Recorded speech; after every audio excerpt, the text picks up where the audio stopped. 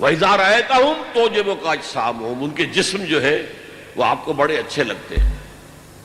وَإِن يَقُولُوا تَسْمَعْ لِقَوْلِهِمْ، جیسے میں نے کہا نا معتبر آدمی معلوم ہوتا ہے، جب وہ کچھ کہتے ہیں تو آپ بڑی توجہ سے سنتے ہیں. تَسْمَعْ لِقَوْلِهِمْ، یہ کیا کہہ رہے ہیں، کیا ان کی رائے ہے. كَأَنَّهُمْ خُشُبٌ مُّسَنَّدَةٌ، اے نبی ان کی اصل حقیقت ہے ان سوکھی لکڑیوں کی جو سہارے سے کھڑی کر دی جائیں. لکڑی کے کندھے جو خود نہیں کھڑے ہو سکتے، اسے سہارا چاہیے. ایک درخت ہے جو خود کھڑا ہے، اور ایک وہ سوکھی لکڑی کے کندھے ہیں، وہ تو خود کھڑے نہیں رہ سکتے. كَأَنَّهُمْ خُشُبٌ مُّسَنَّدَةٌ يَحْسَبُونَ كُلَّ صَيْحَةٍ عَلَيْهِمْ، ان کی جان ہر وقت نرستی رہتی ہے. وہ کوئی بھی آواز ہوتی ہے، کوئی بھی شور آتا ہے، وہ سمجھتے ہیں آئی مصیبت ہماری، یقیناً کوئی حملہ ہونے والا ہے یا حملہ ہو گیا ہے، لہذا اب پھر مصیبت آئے گی ہماری. کہا جائے گا آؤ دفاع کرو، اب ادفعوا قاتلوا فی سبیل اللہ، اب ادفعوا، اللہ کی راہ میں جنگ کرو یا کم سے کم دفاع تو کرو. تو ان کی جانوں پر بن جاتی ہے. ہم العدو فاحذرہم، اے نبی یہی دشمن ہے، اصل دشمن یہ ہے.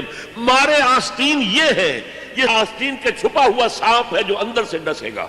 فاحذرہم، آپ ان سے بچ کر رہیے. یہ ہے وہ تھرڈ سٹیج. ہم العدو، عداوت، اللہ کے رسول کی عداوت. اہل ایمان جو اب رسول کی ہر پکار پر لبیک لبیک یا رسول اللہ، ہم حاضر ہیں اللہ کے رسول، جس کی وجہ سے ہم نمایاں ہو جاتے ہیں. ہم بیٹھے رہے، ہم نے جا کے پھر بعد میں معذرت کی، حضور یہ معاملہ یہ معاملہ یہ معاملہ ہے، مجھے تو آپ مستثنیٰ کر دیجیے. قاتلہم اللہ، اللہ انہیں ہلاک کرے، برباد کرے. انا یوفکون، یہ کہاں سے الٹے پاؤں پھرے جا رہے ہیں. ان کی بدبختی تو ملاحظہ ہو. قسمت کی خوبی دیکھیے، ٹوٹی کہاں کمند، دو چار ہاتھ جب کہ لبے بام رہ گیا. ایمان کی توفیق ملی، گمراہیوں سے نکلے، محمد کی صحبت سے فیضیاب ہوئے صلی اللہ علیہ وسلم. اور اب کہاں جا رہے ہیں، کس انجام کی طرف جا رہے ہیں. قاتلہم اللہ انا یوفکون. اب ان کے تکبر کا نقشہ. وَإِذَا قِيلَ لَهُمْ تَعَالَوْا يَسْتَغْفِرْ لَكُمْ رَسُولُ اللَّهِ، جب ان سے کہا جاتا ہے بھئی آؤ اللہ کے رسول کے پاس آؤ، اپنی غلطی کے اوپر اعتراف کر لو، اس کو مان لو، اللہ کے رسول بھی تمہارے لیے استغفار کریں گے، اللہ بخش دے گا. جب ان سے کہا جاتا ہے وَإِذَا قِيلَ لَهُمْ تَعَالَوْا، آؤ يَسْتَغْفِرْ لَكُمْ رَسُولُ اللَّهِ، اللہ کے رسول تمہارے لیے استغفار کریں گے. لَوَّوْا رُؤُوسَهُمْ، وہ اپنے سروں کو مٹکاتے ہیں، ہاں ہاں جی ہاں ہاں آئیں گے، آ جائیں گے. وَرَأَيْتَهُمْ يَصُدُّونَ، تم دیکھتے ہو وہ رکتے ہیں، نہیں آنا چاہتے. وَهُمْ مُسْتَكْبِرُونَ، اور ان کا یہ پیچھے رکنا استکبار کی وجہ سے، تکبر کی وجہ سے.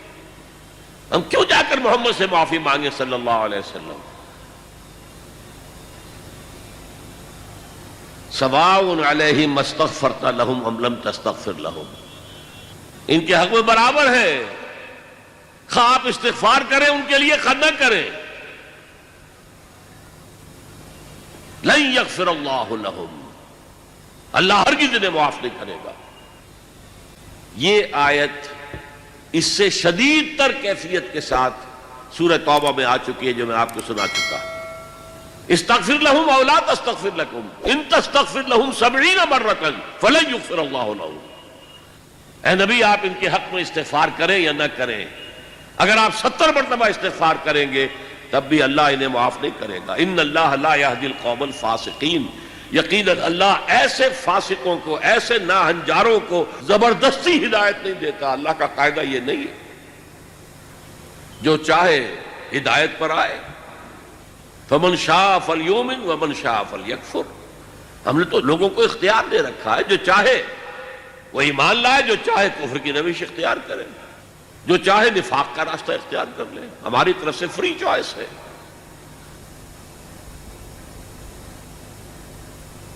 اب اس کے بعد ایک واقعہ بیان ہو رہا ہے. اور یہ اصل میں اس سے ایک اندازہ ہوگا کہ یہ منافقت کہاں تک پہنچا دیتی تھی۔ حضور غزوہ بنی المستلق سے واپس تشریف لا رہے تھے، اسی سفر میں وہ واقعہ پیش آیا کہ حضرت عائشہ کا ہار گر گیا، اس کو تلاش کرنے کے لیے آپ دوبارہ گئیں، رفع حاجت کے لیے گئی تھی، وہاں کہیں گر گیا، تلاش کرنے کے لیے گئی تو قافلہ چل پڑا۔ وہ ایک لمبا واقعہ ہے جس پر کہ عبداللہ ابن ابی نے شور مچا دیا، تہمت لگائی زنا کی۔ اسی سفر میں ایک واقعہ یہ پیش آ گیا، ایک جگہ پڑاؤ تھا، پاس کنواں تھا، وہاں سے پانی کھینچ رہے تھے۔ حضرت عمر کے ایک غلام تھے جہجہ، ان کے اور ایک انصاری صحابی کے درمیان کچھ تو میں ہو گئی۔ یہ تو ہمیشہ ان کے ہاں پہلے تو ہوتا ہی تھا، کہیں پانی پینے پلانے پہ جھگڑا اور کہیں گھوڑا آگے بڑھانے پہ جھگڑا رہتا تھا۔ وہ کوئی پرانی عادت عود کر آئی، جھگڑا ہو گیا۔ اب جہجہ نے دہائی دی مہاجرین، وہ کچھ لوگ آ گئے، ادھر سے اس انصاری نے انصار کو بلایا، یا معاشر انصار، ایک گروہ ادھر ایک گروہ ادھر، اور اندیشہ تھا کہ کہیں خانہ جنگی نہ ہو جائے۔ حضور کو خبر ہوئی اور آپ تشریف لائے، آپ نے پیسیفائی کیا، یہ کیا جاہلیت کی باتیں ہیں جو میں سن رہا ہوں، ان چیزوں سے اللہ نے تمہیں نجات دے دی تھی۔ وَاذْكُرُوا نِعْمَةَ اللَّهِ عَلَيْكُمْ إِذْ كُنْتُمْ أَعْدَاءً فَأَلَّفَ بَيْنَ قُلُوبِكُمْ فَأَصْبَحْتُمْ بِنِعْمَتِهِ إِخْوَانًا۔ اب اس کے بعد تم لوٹ رہے ہو جاہلیت کی طرف۔ خیر وہ حضور تو اس قصے کو فروغ کر کے وہاں سے تشریف لے گئے جہاں بھی آپ کا قیام تھا۔ اب اس عبداللہ ابن ابی رئیس المنافقین نے وہاں پر بکواس کرنی شروع کی۔ ایک تو یہ کہا انصار سے، دیکھو تمہارے ٹکڑوں پر پلے ہیں یہ، ان کی مثال ایسی ہے سمن کلبک یاکلک، کہ اپنے کتے کو کھلا پلا کے موٹا کرو تمہیں کو کاٹے گا۔ آج یہ تمہارے برابر کے ہو گئے، یہ تو لٹے پٹے آئے تھے، بھوکے ننگے آئے تھے، تم نے ان کی آؤ بھگت کی، تم نے ان کو ویلکم کہا، تم نے گھر تقسیم کر دیے، تم نے دکانیں تقسیم کر دی، اب ان پر خرچ کرنا بند کر دو۔ یہ سب دودھ پینے والے مجنو ہیں، جب انہیں کچھ نہیں ملے گا منتشر ہو جائیں گے۔ لَلْفَضُّ مِنْ حَوْلِكَ۔ ایک تو یہ بات کہی، اور ایک یہ کہا اب جب مدینے واپس لوٹنا ہو جائے گا، ابھی تو چونکہ راستے میں ہے، تو لازماً جو عزت والے ہیں وہ ان ذلیلوں کو نکال باہر کریں گے، اب ہم نے مزید مدینے کے اندر برداشت نہیں کریں گے۔ وہاں پر ایک نوجوان ٹین ایجر بھی موجود تھا، اس نے آ کر حضور کو خبر دی عبداللہ ابن ابی نے یہ کہا ہے، یہ کہا ہے، یہ کہا ہے۔ حضور نے بلا کر جواب طلبی کی تو صاف انکار کر دیا، قسمیں کھا گیا، میں نے کہا ہی نہیں۔ آپ اس چھوکرے کی بات پر اعتماد کر رہے ہیں، اس بچے کی بات پر مجھ سے آپ ایکسپلینیشن کال کر رہے ہیں۔ بعد میں یہ آیات نازل ہوئی تو حضور نے فرمایا لڑکے کے کان سچے تھے، لڑکے نے جو سنا تھا وہ سچ تھا، اس لیے کہ وہی آ گئی، وہی نے تصدیق کر دی۔ وہ کیا ہے اب پڑھیے، ہم الذین یقولون لا تنفقوا علی من عند رسول اللہ حتی ینفضوا، یہی ہے وہ لوگ جو کہتے ہیں مت خرچ کرو ان لوگوں پر جو اللہ کے رسول کے ساتھ ہیں، یہاں تک کہ منتشر ہو جائیں گے۔ دیکھنا ان بستیوں کو تم کے ویراں ہو گئی، یہ بھیڑ چھٹ جائے گی، تم ان کی ضیافت کرتے ہو، کھلاتے ہو، پلاتے ہو، سب من کلبت کیا کرو، لا تنفقوا علی من عند رسول اللہ، مت خرچ کرو، مت انفاق کرو ان پر کہ جو اللہ کے رسول کے ساتھ ہے، حتی ینفضوا، یہاں تک کہ یہ بھیڑ چھڑ جائے، چلے جائیں گے سب چھوڑ کر۔ وَلِلَّهِ خَزَائِنُ السَّمَاوَاتِ وَالْأَرْضِ، اللہ کا تبصرہ کیا آیا، حالانکہ اللہ ہی کی ملکیت میں ہے تمام خزانے آسمانوں کے اور زمین کے۔ وَلَكِنَّ الْمُنَافِقِينَ لَا يَفْقَهُونَ، لیکن ان منافقوں کو فہم اور تفقہ حاصل نہیں، جانتے نہیں۔ اگر ان کے پاس ایمان حقیقی ہوتا تو وہ جانتے کہ اللہ کے خزانوں میں کہیں کوئی کمی نہیں ہے۔ وَلَكِنَّ الْمُنَافِقِينَ لَا يَفْقَهُونَ، اور دوسرا جملہ آ گیا یقولون لئن رجعنا الی المدینۃ لیخرجن الاعز منها الاذل. اس نے یہ بھی کہا تھا، یہ کہتے ہیں کہ اگر ہم پہنچ گئے مدینے واپس، لئن رجعنا الی المدینۃ لیخرجن الاعز منها الاذل، تو جو عزت والے ہیں، زیادہ عزت والے، اعز افعل التفضیل پر، کبیر سے اکبر، صغیر سے اصغر، عزیز سے اعز، اعزز ہے اصل میں اکبر کے وزن پر، اصغر کے وزن پر، لیکن دو زے مل گئی، اعز. اسی طرح ذلیل سے اذل، بہت کمزور. یہاں اصل میں ترجمے میں تھوڑی سی احتیاط کرنی چاہیے. عربی زبان میں ذلیل کے معنی وہ نہیں ہے جو ہماری زبان میں. عربی زبان میں ذلیل کہتے ہیں صرف کمزور کو. ہمارے ہاں ذلیل کا لفظ آتا ہے کمینے شخص کے لیے. ذلیل آدمی ہے، بڑا کمینہ انسان، کمظرف انسان. ورنہ یہ لفظ استعمال کیا حضور نے اللہ تعالی مسلمانوں کے لیے. وَلَقَدْ نَصَرَكُمُ اللَّهُ بِبَدْرٍ وَأَنْتُمْ أَذِلَّةٌ. اللہ تعالیٰ نے تمہاری مدد کی تھی غزوہ بدر میں اور تم لوگ بہت کمزور تھے. تو یہاں پہ ان کا جو عزت والے ہیں، صاحب ثروت ہیں، صاحب اقتدار ہیں، وہ ان کمزوروں کو، ان ذلیلوں کا مطلب کمزوروں کو نکال باہر کرے. مفلوق الحال ہے یہ، تو ان کے پاس ہے کیا؟ وَلِلَّهِ الْعِزَّةُ وَلِرَسُولِهِ وَلِلْمُؤْمِنِينَ. حالانکہ حقیقت اگر یہ جانتے ہوتے تو انہیں معلوم ہوتا کہ عزت حقیقتاً صرف اللہ کے لیے ہے اور اس کے رسول کے لیے ہے اور اہل ایمان کے لیے. وَلَكِنَّ الْمُنَافِقِينَ لَا يَعْلَمُونَ. لیکن یہ منافق لوگ جانتے نہیں. یہ نفاق کے مرض کی کیفیات، سائنز اینڈ سمپٹمز سب بیان ہو گئے، پروگنوسس بیان ہو گیا، کہاں تک یہ لے جا سکتا ہے، کس ہلاکت تک، کہ فی الدرک الاسفل من النار، آخرت میں جہنم کے سب سے نچلے طبقے میں، اور دنیا میں رسول کے استغفار سے محروم. اب دیکھیے جو میں نے کہا تھا، ہر مرض کے ساتھ ہمارے ہاں ڈسکشن ہوتی علاج. دوسرے رکوع کی 3 آیات میں علاج ہے. اس ترتیب سے شاید کبھی آپ نے اس پر غور نہ کیا ہو. اور علاج کی 2 قسمیں ہیں، پریونٹیو اور curative. Prevention is better than cure. Prevention بہتر ہے، مرض کو ہونے مت دو. تو پہلی بات وہ ہے کہ جو اس نفاق کو آپ سے دور رکھے گی، اس کی انفیکشن ہوگی ہی نہیں. اور وہ کیا ہے؟ یا ایھا الذین آمنوا لا تلھکم اموالکم ولا اولادکم عن ذکر اللہ. اہل ایمان دیکھنا، تمہیں تمہارے مال اور تمہاری اولادیں اللہ کے ذکر سے غافل نہ کر دیں. دوام ذکر، ہر وقت اللہ کو یاد کرو. نماز تو خیر ہے ہی اللہ کے ذکر کے لیے، اس کے علاوہ ذکر. جمعے کے بارے میں بھی فرمایا ہے فَإِذَا قُضِيَتِ الصَّلَاةُ فَانتَشِرُوا فِي الْأَرْضِ وَابْتَغُوا مِنْ فَضْلِ اللَّهِ وَاذْكُرُوا اللَّهَ كَثِيرًا لَعَلَّكُمْ تُفْلِحُونَ. یہ نہ سمجھا کہ بس ذکر تو نماز میں ہم کر آئے، اب کوئی اور ذکر نہیں. کثرت سے ذکر کرو. وہ آیات ہم پڑھ چکے ہیں. الَّذِينَ يَذْكُرُونَ اللَّهَ قِيَامًا وَقُعُودًا وَعَلَى جُنُوبِهِمْ. وہ لوگ جو اللہ کو یاد رکھتے ہیں کھڑے ہوئے، بیٹھے ہوئے، لیٹے ہوئے، ہر حال. اور اس کی شکلیں کیا ہیں؟ بدقسمتی سے ہمارے ہاں اہل تصوف کے جو مختلف مسلک ہیں، انہوں نے ذکر اذکار کے اپنے اپنے طریقے اختیار کیے.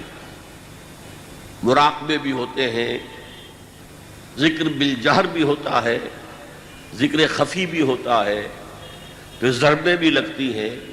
لا الہ الا اللہ، ضرب لگاؤ اپنے قلب پر. مختلف. لیکن حقیقت کے اعتبار سے سمجھئے ذکر کہتے کسے ہیں؟ ذکر کے معنی ہے استحضار اللہ فی القلب، اللہ کو دل میں موجود رکھنا، دل سے، دل کا تعلق اللہ سے ٹوٹنے نہ پائے. یہ جو چیزیں ہیں جنہیں ہم ذکر کہتے ہیں، وہ ذرائع طریقے ہیں ذکر کے، کس طریقے سے ذکر کرو، اللہ کیسے تمہارے قلب کے اندر موجود رہے۔ نمبر 1 الذکر دی ریممبرنس از قرآن، تلاوت قرآن۔ انا نحن نزلنا الذکر وانا لہ لحافظ، اس کا نام ہی ہے ذکر، ہم ہی نے اس الذکر کو نازل کیا ہے اور ہم ہی اس کے محافظ ہیں۔ الذکر، قرآن مجسم ذکر ہے، سراپا ذکر ہے، مؤثر ترین ذکر ہے، الذکر ہے۔ نمبر 2 اقیم الصلاۃ للذکری، میری یاد کے لیے نماز قائم کرو۔ 5 دفعہ اپنے معمولات سے نکلو،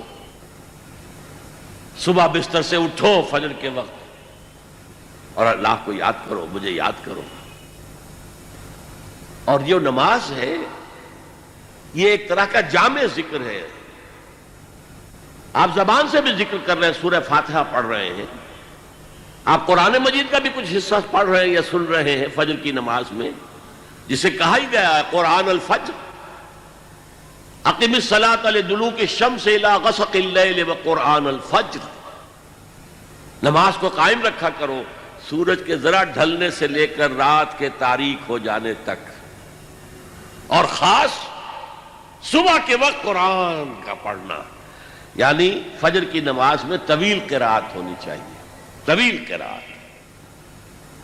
کم سے کم حضور کا جو معمول سامنے آتا ہے وہ 5 رکوع، 3 رکوع پہلی رکعت میں، 2 دوسری میں۔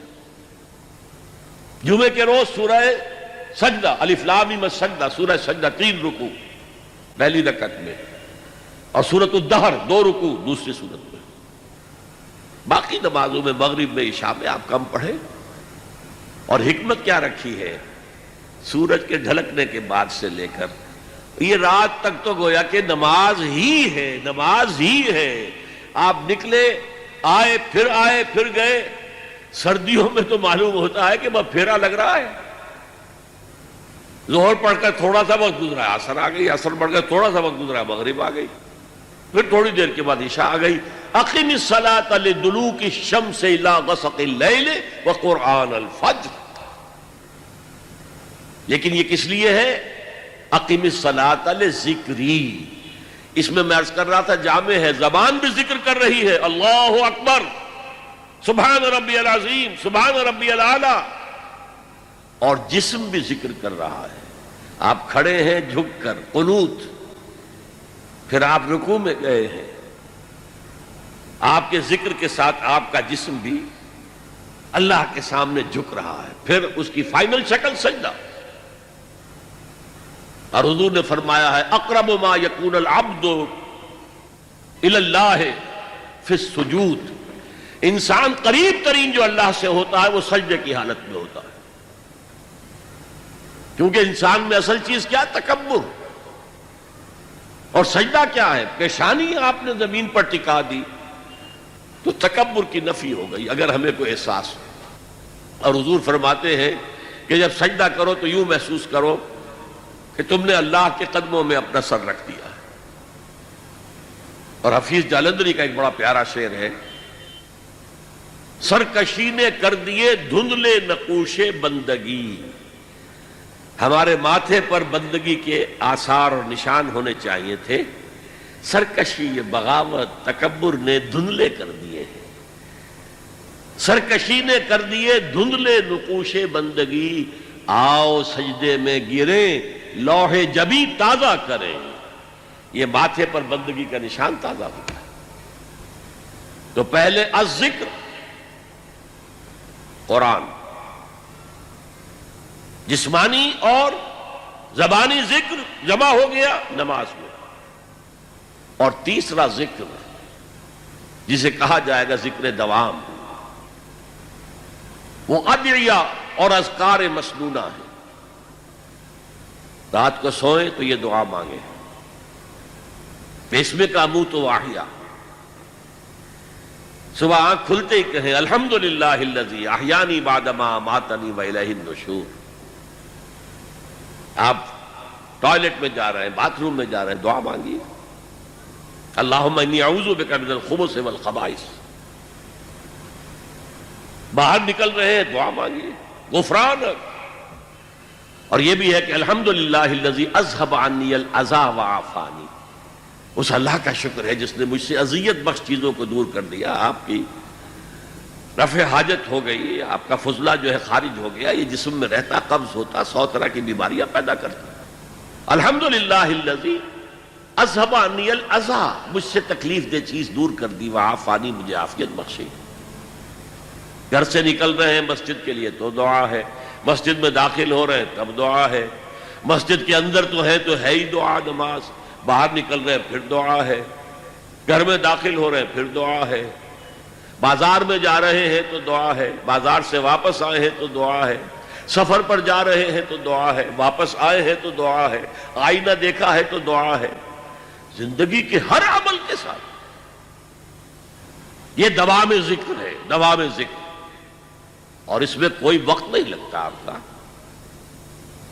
اور دو نسبتیں قائم ہو گئیں، دعا اللہ سے کی جا رہی ہے، اللہ کا ذکر ہو گیا، اللہ سے تعلق قائم ہو گیا، اور چونکہ یہ مسنون دعائیں ہیں، حضور دعائیں مانگتے تھے، تو ہمارا تعلق محمد الرسول اللہ کے ساتھ قائم ہو گیا، دو نسبتیں قائم ہو گئی، وقت کیا لگا؟ گھر داخل ہوتے آئبونا تائبونا لربنا حامدون، یہ اگر آپ نے کہہ دیا کون سا وقت لگا؟ یہ تیسرا ہے ذکر کا سب سے بڑا طریقہ۔ چوتھا ذکر پھر ہو سکتا ہے کہ کوئی مرشد ہو، اور مرشد کون ہوتا ہے؟ جو انسان کی نفسیاتی بیماریوں سے واقف ہو جاتا ہے، روحانی بیماریوں کو جانتا ہے۔ جیسے آپ کسی ڈاکٹر کے پاس جاتے ہیں، طبیب کے پاس، وہ آپ کی تشخیص کرتا ہے، آپ کا کون سا عضو جو ہے اس میں خرابی آئی ہے۔ اسی طرح ایک ماہر روحانی یا نفسیاتی معالج جو ہے وہ سوچے گا اور دیکھے گا کہ آپ کا مرض کیا ہے۔ آپ میں حب دولت زیادہ ہے، اس کی فرسٹریشن ہے، یا حب شہرت تھی اور وہ نہیں مل رہی ہے تو فرسٹریشن ہے، کیا چیز ہے آپ کی؟ اور اس کے حوالے سے ذکر تجویز کرے گا، تم فلاں آیت جو ہے وہ پڑھتے رہا کرو۔ یہ ہے پی پی، جیسے ہر مریض کی تشخیص علیحدہ ہے، اس کا ذکر علیحدہ ہے۔ ایک ماہر امراض روحانی سجسٹ کرے۔ اب اس کو پھر ہمارے صوفیہ نے باقاعدہ نظام بنا دیا ہے، یہ اس مسلک کا طریقہ ذکر ہے، یہ اس کا، ان کے لیے کوئی ثبوت نہیں، نہ قرآن سے نہ حدیث سے۔ تو فرمایا یا ایھا الذین آمنوا لا تلہکم اموالکم ولا اولادکم عن ذکر اللہ، اہل ایمان دیکھنا غافل نہ کرنے پائیں تمہیں تمہاری اموال اور تمہاری اولاد اللہ کے ذکر سے۔ دوام ذکر ہے تو نفاق قریب نہیں آئے گا۔ آپ کو معلوم ہے نا کہ جسم کمزور ہو جاتا ہے، جسم کا دفاعی نظام جو ہے کمزور ہو جاتا ہے، تب بیکٹیریا آپ پر حملہ آور ہو سکتے ہیں، ورنہ ریزسٹنس ہے اندر تو چاہے بیکٹیریا کتنے ہی ہو آپ پر حملہ آور نہیں ہو سکتے۔ یہ ایچ آئی وی جو چل رہا ہے وہ ڈیفنس میکینزم ختم ہو جاتا ہے۔ ایڈز میں ہوتا کیا ہے؟ ریزسٹنس، جو نیچرل نظام اللہ نے بنا رکھا ہے بیماریوں کے خلاف، خاص طور پر جراثیمی بیماریاں، ان کے خلاف ڈیفنس میکینزم ہے وہ شیٹر ہو جاتا ہے۔ تو اصل میں یہ ڈیفنس ہے، دوام ذکر، یہ پریونٹیو ہے، اس سے آپ کے قریب جو ہے نفاق نہیں آ سکے گا۔ وَمَن يَفْعَلْ ذَلِكَ، اور جس نے یہ کیا کہ مال اور اولاد کی محبت میں منہمک ہو گیا، ذکر الہی سے غافل ہو گیا، فَأُولَٰئِكَ هُمُ الْخَاسِرُونَ، تو وہی ہیں جو خسارے میں رہیں گے، گھاٹے میں رہیں گے، ٹوٹے میں رہیں گے، نقصان میں رہیں گے۔ اس لیے کہ اگر دل غافل ہوا تو پھر نفاق ڈیرا ڈال لے گا۔ حضور فرماتے ہیں کہ جب انسان غافل ہوتا ہے تو شیطان اپنی تھوتنی، یہ تھوتنی جو ہے سور کے منہ کو کہتے ہیں تھوتنی، تو شیطان اپنی تھوتنی جو ہے وہ انسان کے دل پر لگا دیتا ہے اور پھونکے مارتا ہے۔ اس پھونکے مارنے سے جو سفلی جذبات ہیں، جو انسان کے اندر حیوانی تقاضے، وہ خوب اچھلتے ہیں، ان میں ایکسائٹمنٹ ہوتی ہے۔ لیکن جب اللہ کا ذکر موجود ہو دل میں، شیطان بھاگ جاتا ہے۔ تو دل غافل نہ ہو، ذکر الہی دوام، اور اس کا میں نے ذریعے آپ کو بتا دیے۔ قرآن کی تلاوت سب سے بڑا ذکر، نماز سب سے جامع ذکر، اور اس کے بعد ادعیہ معصورہ اور اذکار مسنونہ، یہ دوام ذکر کا ذریعہ۔ ہر کام کے ساتھ آپ کپڑے پہن رہے ہیں، نئے کپڑے پہنے، دعا ہے۔ زندگی کا کوئی فعل، یہاں تک کہ اپنی بیوی سے ہم بستر ہو رہے ہیں تو دعا ہے۔ خالص حیوانی تقاضا پورا کرنے چلے، دعا ہے پہلے۔ یہ دوام ذکر کا ذریعہ ہے۔ یا ایھا الذین آمنوا لا تلھکم اموالکم ولا اولادکم عن ذکر اللہ ومن یفعل ذلک فاولئک ھم الخاسرون۔ اور یہاں وہ آیت پھر میں آج آپ کو کوٹ کر دوں، آیت نمبر 24 سورہ توبہ کی۔ قل ان کان آباؤکم وابناؤکم واخوانکم وازواجکم وعشیرتکم واموال اقترفتموها وتجارۃ تخشون کسادها ومساکن ترضونها احب الیکم من اللہ ورسولہ وجہاد فی سبیلہ فتربصوا حتی یأتی اللہ بامرہ واللہ لا یہدی القوم الفاسقین۔ اے نبی ان سے کہہ دیجئے، اگر ہو تمہارے باپ اور تمہارے بیٹے اور تمہارے بھائی اور تمہاری بیویاں یا بیویوں کے لیے شوہر اور تمہارے رشتہ دار اقربا، یہ 5 رشتے اور 3 شکلیں مال کی، واموال اقترفتموها، وہ مال جو تم نے محنت سے کما کر جمع کیے، وتجارۃ تخشون کسادہا، اور وہ کاروبار بڑی محنت سے جمایا ہے اور اس کے کساد کا، مندے کا تمہیں اندیشہ رہتا ہے، ومساکن ترضونہا، اور وہ تمہارے محل یا تمہاری حویلیاں اور کوٹھیاں یا تمہارے مکان جو تمہیں بہت محبوب ہیں، اگر یہ 8 چیزیں زیادہ محبوب ہیں تمہیں اللہ سے اور اس کے رسول سے اور اللہ کے راہ میں جہاد سے، فتربصوا، جاؤ بیٹھو انتظار کرو یہاں تک کہ اللہ اپنا فیصلہ سنا دے، حتی یاتی اللہ بامرہ واللہ لا یہدی القوم الفاسقین۔ اللہ ایسے فاسقوں کو، ایسے ناہنجاروں کو، ایسے سرکشوں کو زبردستی ہدایت نہیں دیتا۔ زبردستی ہدایت دینی ہوتی تو پوری نوع انسانی کو آنے واحد میں اللہ ہدایت دے دے۔ اب دیکھیے دوسرا پہلو، اگر یہ چھوت لگ ہی گئی تو کیا کریں؟ ٹی بی کی انفیکشن ہوئی گئی ہے تو علاج کریں گے نا۔ اب کیوریٹو ٹریٹمنٹ کیا ہے؟ اور یہاں بڑا خوبصورت جو ہے صنعت لفظی، نفاق کا علاج انفاق۔ انفاق کے معنی خرچ کرنا۔ یہ لفظ جب آتی ہے سلاسل مجرد سے، نفقہ، اس کے معنی کوئی شے ختم ہو گئی، مر گئی، کھپ گئی، صرف ہو گئی۔ نفقت الدراہم، پیسے ختم ہو گئے، مک گئے۔ نفق الفرس، گھوڑا مر گیا۔ اس سے انفاق بنا، خرچ کرو، لگا دو، کھپا دو، صرف کر دو۔ اگر نفاق کی چھوت لگ گئی ہے تو کیوں لگی ہے؟ تمہیں دنیا کی محبت تمہارے دل پر غالب آ گئی ہے۔ یہ مال و دولت دنیا، یہ رشتہ و پیوند، بتان وہم و گماں، لا الہ الا اللہ۔ لہذا اب علاج بالضد، اپوزٹ کے ذریعے سے علاج کرو۔ مال بہت محبوب ہے، نکالو، دو۔ انفاق از دی ٹریٹمنٹ، کیوریٹو ٹریٹمنٹ۔ زیادہ سے زیادہ دو، زیادہ سے زیادہ دو، زیادہ سے زیادہ دو، نکالو۔ اس سے تمہارے دل میں جو چھوت لگ گئی تھی نفاق کی، میں نے بتایا نا کہ یہ صنعت لفظی نفاق، نفاق بنا ہے نفقن سے، جس کے معنی ہے سرنگ، یا نافقہ، گوہ کا بل جس کے 2 منہ ہوتے ہیں، اس سے بنا ہے نفاق اور منافقت۔ جیسے جہاد اور مجاہدہ، قتال اور مقاتلہ، اسی طرح نفاق اور منافقت یا منافقہ، عربی میں منافقہ کہیں گے، منافقت نہیں کہیں۔ تو یہ کیا ہے؟ یہ جان و مال بچا کر رکھنا، اس کی محبت کی وجہ سے۔ اللہ کی راہ میں نہ مال خرچ کرنے کی توفیق اور نہ جان دینے کے لیے تیار۔ اب اس کا علاج کیا ہے؟ اصل میں حب دنیا کا سب سے بڑا سمبل جو ہے وہ حب مال ہے. اس حب مال کو نکالو اپنے دلوں سے، نکالو اپنے دلوں سے، نکالو اپنے دلوں سے. وَأَنفِقُوا مِمَّا رَزَقْنَاكُمْ، خرچ کرو خرچ کرو خرچ کرو ان میں سے، سب چیزوں میں سے جو ہم نے تمہیں دی ہیں. من قبل ان یأتی احدکم الموت، اس سے پہلے پہلے کہ تم میں سے کسی کی موت کا وقت آن کھڑا ہو، موت سرہانے آ کر کھڑی ہو جائے. جب آدمی کو پتہ چلتا ہے کہ اب تو دنیا سے روانگی ہے، تب کہتا ہے جی سب اللہ کی راہ میں دے دو، مجھے تھوڑی سی اور وقفہ دے دو، میں سب دولت دے دوں گا.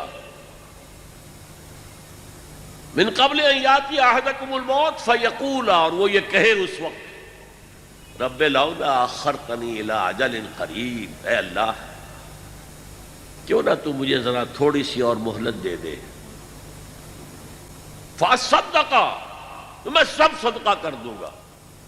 واکن من الصالحین، اور میں نیکوکاروں میں سے ہو جاؤں گا. وَلَن يُؤَخِّرَ اللَّهُ نَفْسًا إِذَا جَاءَ أَجَلُهَا، اور سن لو اللہ تعالیٰ کسی کی اجل کو جب کہ اس کا وقت آ جائے مؤخر نہیں کرے گا، کوئی مہلت نہیں ملے گی. وَاللَّهُ خَبِيرٌ بِمَا تَعْمَلُونَ، اور اللہ خوب باخبر ہے اس سے جو تم کر رہے ہو. اگر مہلت مل گئی تو وہی کچھ کرو گے، اللہ جانتا ہے. وہ تمہاری گھٹی کے اندر پڑ چکی ہے مال کی محبت، دنیا کی محبت. لہذا اب موت کا وقت آ گیا ہے تو اس کے ٹلنے کی کوئی سبیل نہیں. آپ نے دیکھا ان 11 آیات میں طب کی اصطلاح کے مطابق یہ نفاق کا مرض، روگ، فی قلوبہم مرض، یہ کہاں سے شروع ہوتا ہے؟ ضعف ایمان اور نفاق میں ڈفرینشیٹنگ لائن کیا ہے؟ نفاق کی پہلی علامت، پہلی سٹیج جھوٹ، جھوٹے بہانے. دوسری سٹیج قسمیں کھانا. تیسری اور فائنل سٹیج جو بھی اسلامی تحریک کا قائد ہے اس سے دشمنی ہو جانا، اور جو صادقین ہیں جو آگے بڑھ کر جان اور مال کھپا رہے ہیں ان سے نفرت ہو جانا، ان سے دشمنی ہو جانا. This is the final stage, this is the point of no return.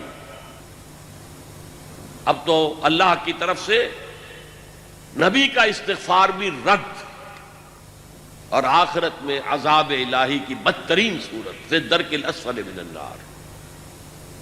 اور جو عداوت جس درجے کی ہو جاتی ہے وہ عبداللہ ابن ابی کے قولوں میں ہم نے پڑھ لیا. علاج کیا ہے؟ دوام ذکر الہی. الذین یذکرون اللہ قیاما وقعودا وعلی جنوبہم. اور اگر چھوت لگ جائے تو انفاق، خرچ کرو خرچ کرو خرچ کرو خرچ کرو. یہاں تک کہ پوچھا گیا کہ قرآن مجید میں اتنا زور دیا جا رہا ہے انفاق پر، خرچ کرو خرچ کرو خرچ کرو، کتنا خرچ کریں؟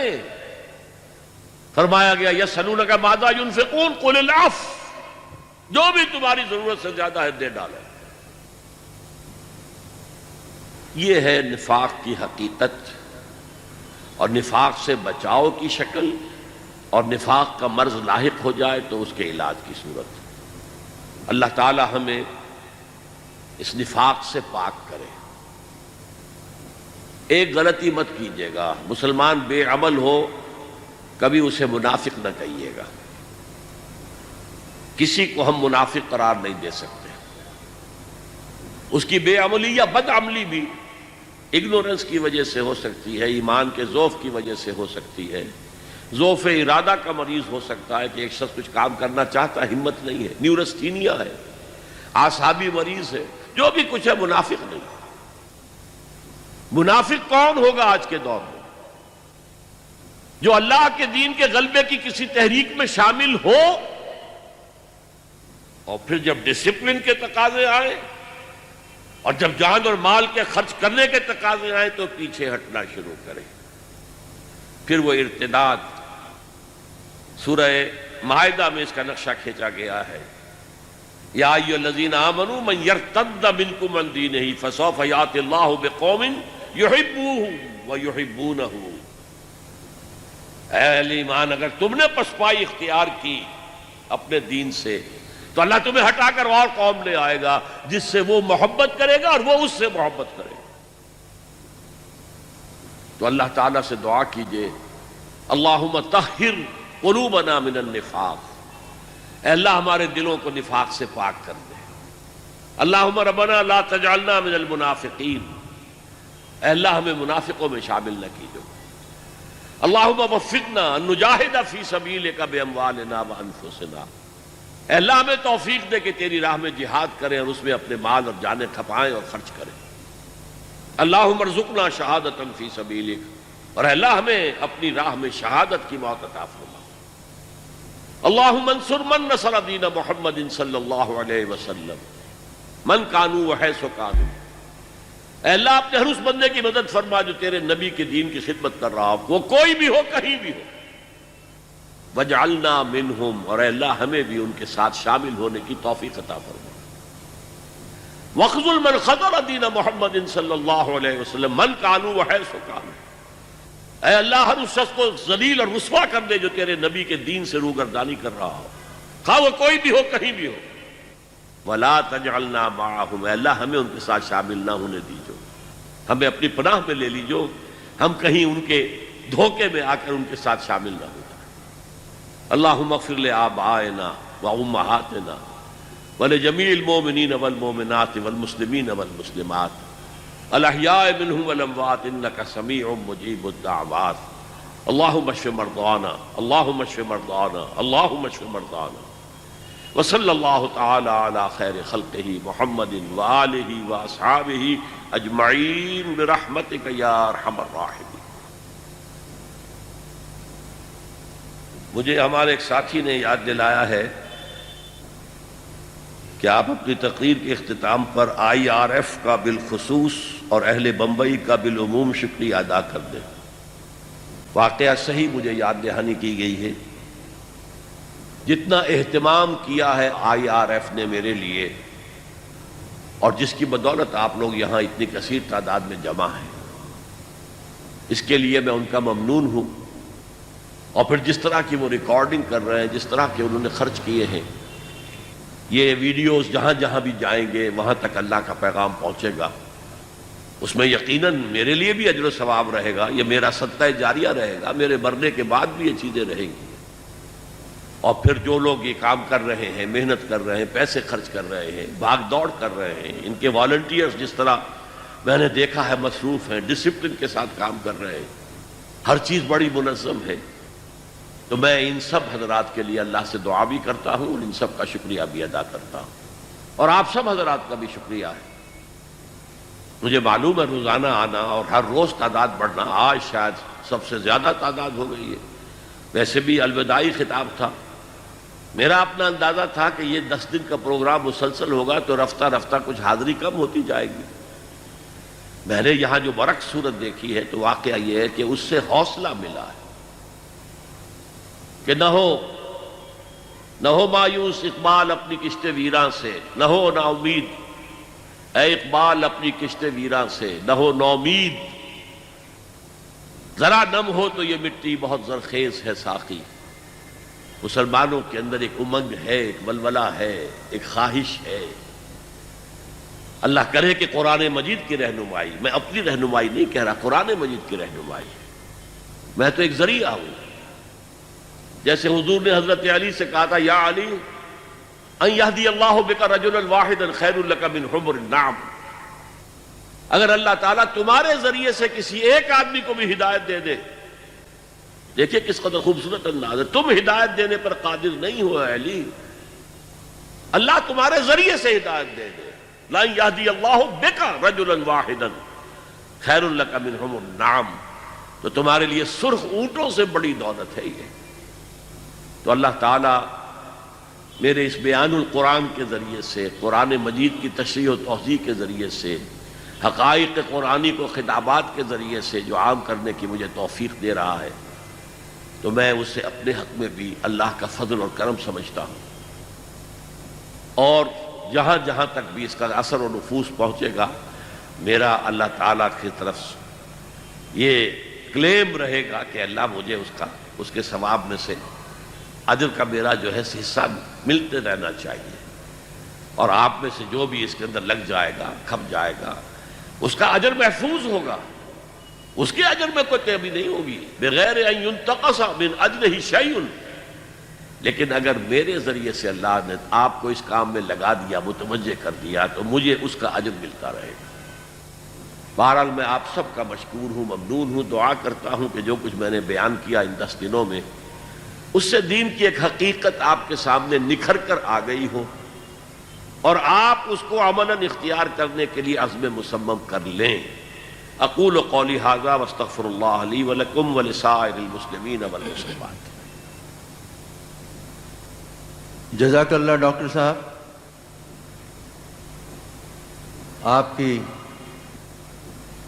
رسوز آواز میں ہم نے ایک وجد آفرین تقریر سنی، نفاق جیسے خطرناک مرض کے بارے میں معلومات حاصل کی۔ اللہ ہم سب کو اس مرض سے بچائے، آمین۔ خواتین و حضرات، یہ بات ہمارے مشاہدے میں ہے کہ جب سوال و جواب کا سیشن ہم شروع کرتے ہیں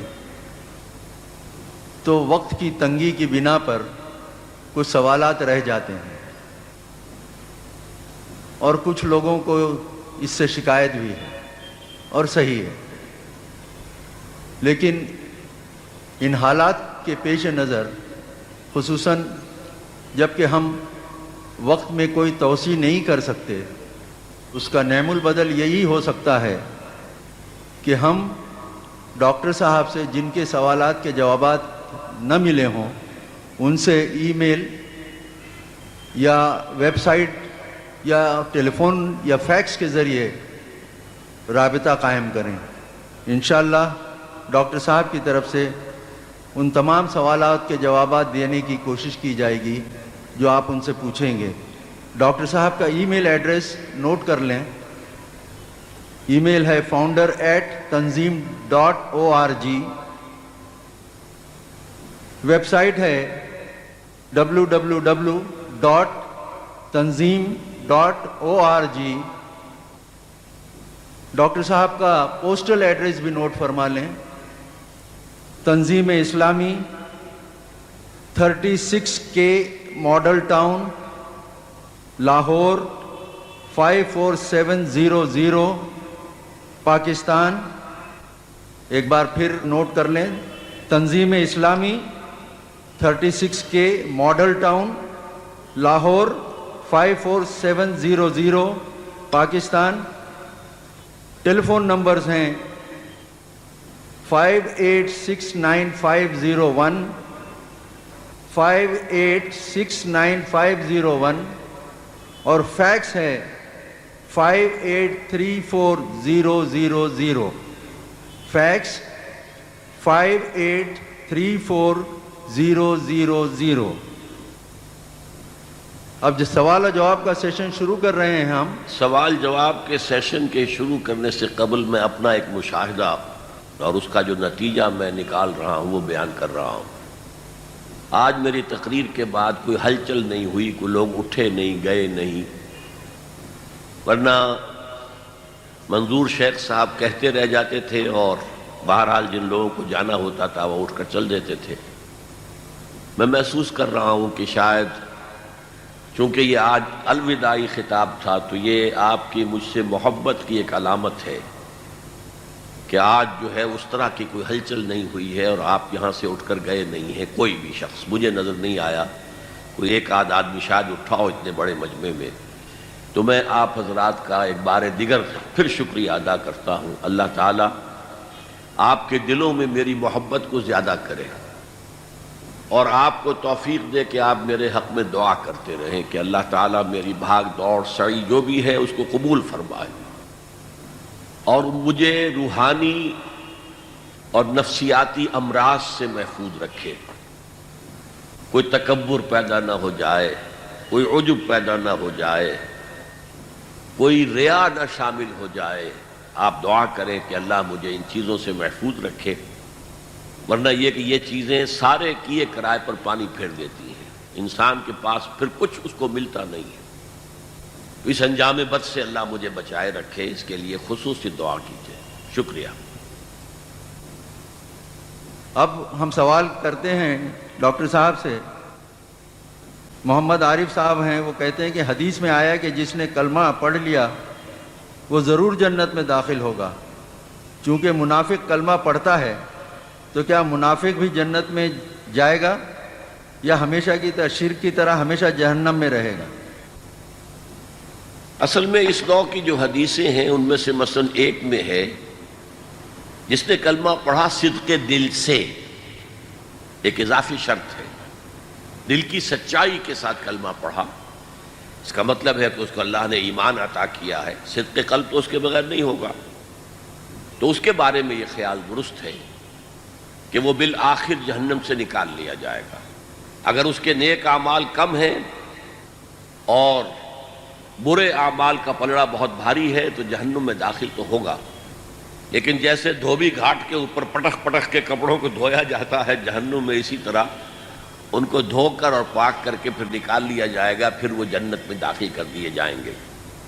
لیکن اس کے لیے ذہن میں رہے کہ انہا سات مستقرم و مقاما، یہ جہنم بہت بری جگہ ہے، ایک لمحے کے لیے جائیں گے تب بھی اس کی ساری سختیاں اور شدائد آپ کے اوپر آ جائیں گے۔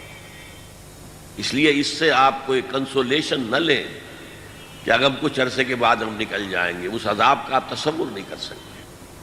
کوشش یہ کیجئے کہ اول وہلے میں میدان حشر ہی سے ہمیں اللہ تعالی وسیق الذین اتقوا ربہم الی الجنۃ زمرا، گروہ در گروہ جو ہے اہل ایمان کو جنت کی طرف بھیجے گا تو اللہ ہمیں ان میں شامل کرے۔ افضل شیخ صاحب ہیں، یہ کہتے ہیں کہ ڈاکٹر صاحب بتائیں آپ نے ہندوستان اور پاکستان کے مسلمانوں کے درمیان کوئی فرق محسوس کیا؟ مجھے یہ اندازہ پاکستان میں رہتے ہوئے بھی تھا اور اب میں نے اپنے چشم سر سے بھی اس کا مشاہدہ کیا ہے۔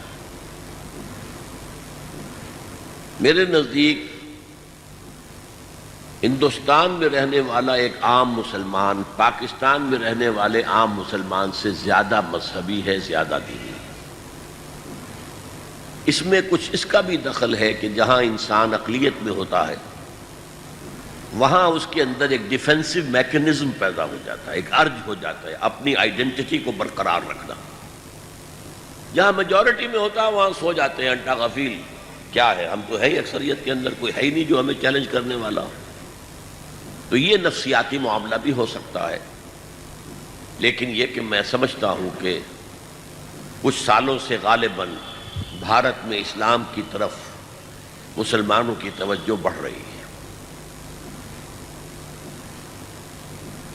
ڈاکٹر ایل اے انصاری آپ پوچھ رہے ہیں کہ are Muslims who do not migrated to Pakistan in 1947 are included among the munafiqins? Not at all, not at all, not at all. بلکہ اس معاملے میں مولانا مودودی سے ایک بہت بڑی غلطی ہوئی تھی جس پر مولانا ظفر احمد عثمانی رحمۃ اللہ علیہ نے گرفت کی تھی اور صحیح گرفت کی تھی۔ مولانا نے ان آیات کے حوالے سے کہ جو لوگ ہجرت نہیں کرتے، اے مسلمانوں اب تمہارا ان سے کوئی تعلق نہیں، میں آپ کو بتا چکا ہوں کہ یہ بھی ایک نفاق سمجھا گیا تھا جو ہجرت نہیں کر رہا، تو ان آیات کے حوالے سے اپلائی کر دیا کہ اب مسلمان جو پاکستان میں ان کے کوئی تعلقات، کوئی روابط، کوئی رشتہ داریاں بھارت کے مسلمانوں کے ساتھ نہیں ہو سکتی۔ بہت بڑی غلطی تھی ان کی۔ مولانا ظفر احمد عثمانی رحمۃ اللہ علیہ انہوں نے پھر تعاقب کیا اور بتایا کن حالات میں آپ کن احکام کو نافذ کر رہے ہیں۔ وہاں مدینے کے دروازے کھولے تھے اور ہجرت فرض تھی، یہاں آپ نے دروازے بند کیے ہوئے، آپ کسی کو داخل نہیں ہونے دیتے، اور آپ کہہ رہے ہیں یہ کہ جو ہجرت نہیں کرے گا تو اس سے کوئی تعلقات نہیں ہوں گے۔ تو حالات میں تو زمین و آسمان کا فرق ہے۔ تو بہرحال میں اس سے سمجھتا ہوں کہ ایسی کوئی بات نہیں ہے، اور انسان جہاں بھی رہے اللہ کا بندہ بنے اور اللہ کی طرف سے شہادت علی الناس کا فریضہ سر انجام دے، اور جہاں بھی ہو چاہے کتنی ہی چھوٹی سی اقلیت میں ہو دین کو قائم کرنے کی جد و جہد ضرور کرے، ضرور کرے، ضرور کرے، چاہے نتیجہ کوئی نہ نکلے۔ Maybe his message is falling on deaf ears, no harm. It's no harm to him. حضرت نوح علیہ السلام کی اگر 950 برس تک کی دعوت جو ہے وہ کوئی نتیجہ برپا نہیں کر سکی تو کیا حضرت نوح ناکام ہو گئے؟ ناکام تو قوم ہو گئی. ہمیں اپنا فرض ادا کرنا ہے. میں چاہوں گا کہ ایک جماعت خالص اس کام کے لیے اب بمبئی کے مسلمانوں میں سے نکلے. ٹھیک ہے، قومی کام ہو رہے ہیں، تعلیمی کام ہو رہے ہیں، یہ سارے کام اچھے ہیں، کوئی برا کام نہیں ہے، ان میں بڑا عمدہ کام ہے. لیکن ایک وہ کام وَلْتَكُن مِّنكُمْ أُمَّةٌ يَدْعُونَ إِلَى الْخَيْرِ وَيَأْمُرُونَ بِالْمَعْرُوفِ وَيَنْهَوْنَ عَنِ الْمُنكَرِ. اور سب سے بڑا منکر غیر اللہ کا نظام، چاہے وہ پاکستان میں ہے اور چاہے وہ بھارت میں ہے. تو ایک جماعت ایسی ہونی چاہیے جو اس مقصد کے لیے قائم ہو، جس کا ڈکلیئرڈ گول یہ ہو کہ ہم نے اس ملک میں the system of social justice as given by God through his messenger محمد صلی اللہ علیہ وسلم اسے ہم نے نافذ کرنا ہے. اگر ایسا ہوتا ہے تو میں سمجھوں گا کہ میرا آنا یہاں کچھ نہ کچھ نتیجہ خیز رہا ہے. ورنہ ٹھیک ہے، ثواب تو آپ حضرات نے حاصل کر لیا اور ثواب اللہ مجھے بھی کچھ عطا کر دے گا، لیکن پھر میری بات اس کا مطلب یہ ہے کہ دلوں تک نہیں پہنچے. سلیم شیخ صاحب کہتے ہیں how do we identify a منافق ان ٹوڈیز سوسائٹی. ہم کسی کو منافق نہیں کہہ سکتے، کسی کے دل میں اتر کر نہیں دیکھ سکتے. وہاں بھی صرف حضور نے کہا. بعض لوگوں کو آپ نے، اور یہ بھی کب؟ غزوہ تبوک کے بعد. غزوہ تبوک سے پہلے کسی منافق کو کوئی سزا نہیں دی گئی، نفاق کے خلاف کوئی اقدام نہیں کیا گیا. یہ تو سورہ توبہ میں اور سورہ تحریم میں جب آیات آئی ہیں، یا ایھا النبی جاہد الکفار والمنافقین واغلظ علیہم، اے نبی جہاد کیجئے کفار کے ساتھ بھی اور منافقین کے خلاف بھی، اور سختی کیجئے ان پر. آپ کی نرمی سے وہ فائدہ اٹھا رہے ہیں. پھر آپ نے سختی شروع کی ہے. پھر مدینے واپس آتے ہی جو انہوں نے ایک مسجد بنا لی تھی، مسجد زرار، جہاں وہ منافق جمع ہوتے تھے مشوروں کے لیے، اور جہاں ابو عامر راہب جو انتہائی دلی اور جانی دشمن تھا محمد کا صلی اللہ علیہ وسلم اور اسلام کا، وہ آتا تھا اور آ کر وہاں ٹھہرتا تھا اور منافقین ان سے رابطہ کرتے تھے اس سے. تو حضور نے جا کر اس مسجد کو جلا دیا. یہ قرآن مجید میں حکم تھا. تو اس کے بعد آپ نے یہ بھی کیا ہے کہ مسجد نبوی سے کہا فلاں ابن فلاں نکل جاؤ ہماری مسجد، فلاں ابن فلاں نکل جاؤ ہماری مسجد. حضور کو معلوم تھا کون منافق ہے، وحی کے ذریعے سے آپ کو. اور ویسے بھی مسیرت نبوی ہم بھی عام طور پر اندازہ کر لیتے ہیں کون کیا ہے، تو حضور کا معاملہ کیا ہے. گاہ میری نگاہ تیز چیر گئی دل وجود، لہذا حضور نے بعض لوگوں کا پردہ چاک کیا ہے. تو اس اعتبار سے آپ کے لیے جائز تھا، ہمارے لیے کسی کے لیے جائز نہیں ہے کسی کو منافق قرار دینا. اور بالعموم مسلمان بے عمل ہیں، بد عمل ہیں، دین سے دور ہیں، غافل ہیں، جاہل ہیں، لیکن منافق نہیں. نفاق کا امکان میں بتا چکا ہوں ایسا ہی ہے کہ اگر جیسے میں نے ابھی عرض کیا ایسی ایک جماعت یہاں قائم ہو، پھر اس جماعت پر کوئی سختیوں کا دور آئے اور پھر پیچھے ہٹے، وہ منافق ہوں گے. فضل نبی صاحب یہ سوال کر رہے ہیں کہ when baby is born he is innocent and doesn't know his religion. We are all lucky enough to have Muslim parents and we followed Allah and His Rasul sallallahu alaihi wasallam's path. Why do we blame all those innocent who were born to non-Muslim parents, and why to blame those parents who followed their grandparents? If Allah willed, He should have sent all those newborns in Muslim families. Please clarify. یہ بہت مشکل سوال ہے، اور ان سب کا آخری سوال یہ ہے کہ اللہ نے کائنات پیدا ہی کیوں کی؟ اس کا کوئی جواب نہیں. اس کی مشیت. صرف ایک حدیث ملتی ہے، اسے بھی محدثین جو ہے مستند تسلیم نہیں کرتے، اور وہ کیا ہے؟ اسے اکثر مفسرین نے لیا ہے اور صوفیہ اس کو بہت کثرت سے بیان کرتے ہیں. کنت کنزا مخفیا فاحببت ان اعرف فخلقت الخلق. میں ایک چھپا ہوا خزانہ تھا، میرے اندر قوت تھی، خلاقی کی قوت تھی. اب کوئی مجھے پہچاننے والا نہیں، جاننے والا ہی نہیں، نہ میری قوت کا ظہور ہو رہا ہے کس شکل میں. تو میں نے خلق کو پیدا کیا تاکہ میری قوت کا، میری تخلیقی صلاحیت کا پوری طریقے سے ظہور ہو، میری رحمت کا ظہور ہو، ایسی مخلوق ہو جس پر میں رحمت فرماؤں، رحمت کروں. تو یہ ایک سبب کائنات کی تخلیق کا ہے. پھر اس دنیا میں ہمیں جو بھیجا، ہماری زندگی تو بہت طویل ہے، وہ میں ایک اپنے لیکچر میں بیان کر چکا ہوں. تخلیق اول ہماری ہوئی تھی عالم ارواح میں، یہ تخلیق ثانی ہے جو اس جسد کے ساتھ دنیا میں ہوئی ہے. بہرحال اس میں سے یہ حصہ جو کاٹ لیا گیا ہے دنیا کی زندگی کا، یہ ایک امتحانی وقفہ ہے. قلزم ہستی سے تو ابھرا ہے مانند حباب، اس زیاں خانے میں تیرا امتحان ہے زندگی. خلق الموت والحیات لیبلوکم ایکم احسن عملا.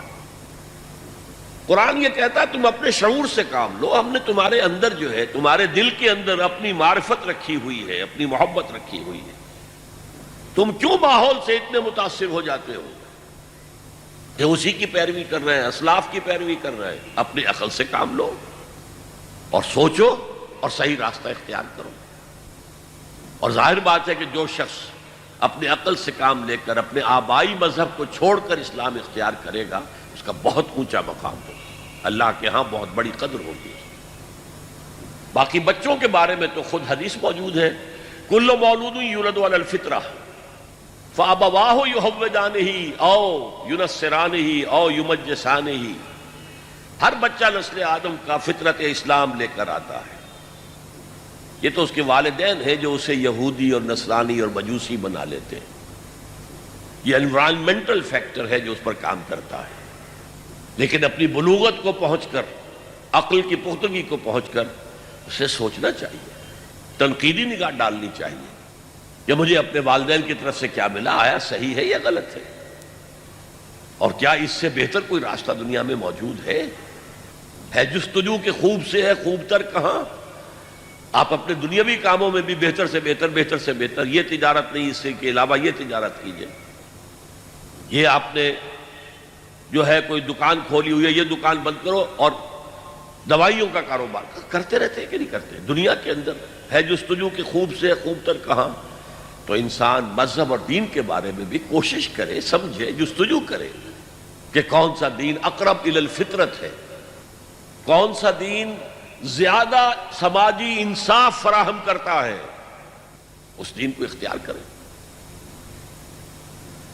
سید عرفان صاحب ہیں، یہ کہتے ہیں ابھی آپ نے کہا کہ جھوٹ نفاق کی علامت ہے، پر اگر کوئی ایسا جھوٹ بولا جائے جس سے کسی کا کوئی نقصان نہ ہو بلکہ ٹوٹے ہوئے دل جڑ جائیں، کیونکہ اسلام میں بھی کسی کا دل توڑنا گناہ ہے، تو ایسے جھوٹ کے بارے میں آپ کا نظریہ کیا ہے؟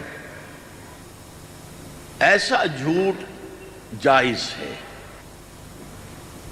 اور جھوٹ ہر حال میں منافقت کی علامت نہیں ہے، لیکن نفاق کی پہلی علامت جھوٹ ہی ہے. ان دونوں چیزوں کو علیحدہ سمجھیے. جھوٹ لازماً نفاق نہیں ہے، لیکن نفاق لازماً جھوٹ ہے.